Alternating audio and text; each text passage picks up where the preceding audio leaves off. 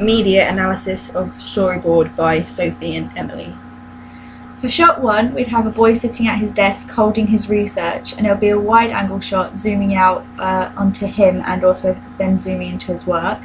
The lighting outside would be dark, and then inside there'd be bright lamps to create contrast, and also to show like almost a false comfort, because the lights would be so bright they'd almost be sickening, to kind of put you off a bit. Artificial and stuff. There'd be quiet backing music, preferably run by daughter, but we're going to look more into music into our next document.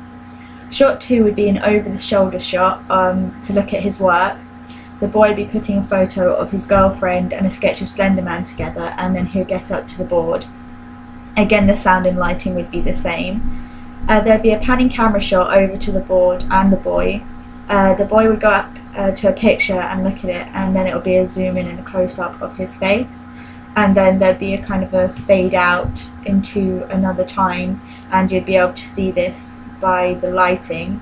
For the music, there'd be an echoey "I love you," and it would be kind of creepy to kind of create tension. Then it'll be shot 4 would be a close-up of the boy's face and a zoom out into a wide-angle shot of him and a girl arguing, the girl we would have seen in the photo. And it'll be a shot-reverse shot as the conversation goes on.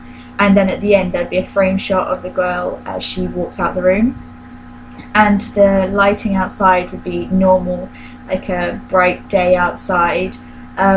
To just show you that it represents a different time, and it could be in the past. And for the sound, there wouldn't be any music. You would hear kind of a faint arguing, enough that you could tell that they were arguing, but not enough that you could actually make out what they were saying and what they were talking about. Alright, and then for shot 5, we do a fade cut, and then back to present. So then you'd have the close-up of the photograph, and you'd kind of blur out, and then you'd see like a teardrop fall on it. And then we'd cut in a song to play in the background. That we haven't decided on that one yet, on the choice of music. And then for shot 6, it'd be a panning shot of the boy walking to his desk. We have a wide angle shot of him putting his head on the desk, and then we'd have a song of Daughter by Run.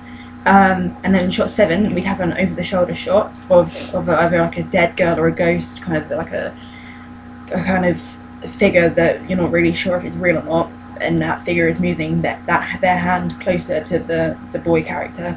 And at this point we'd put in an eerie sound of maybe like a piano key kind of hovering to make it uncomfortable and build up the atmosphere, but not really explain what's going on.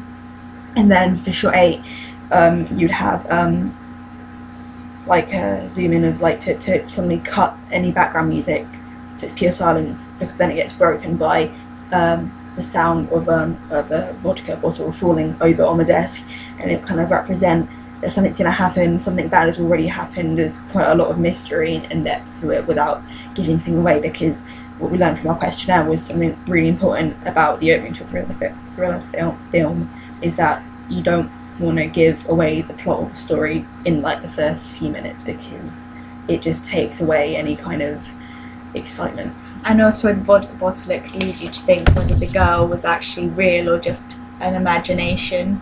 And it could also tell you that something bad had happened in the past that could lead him onto alcoholism. Yeah, so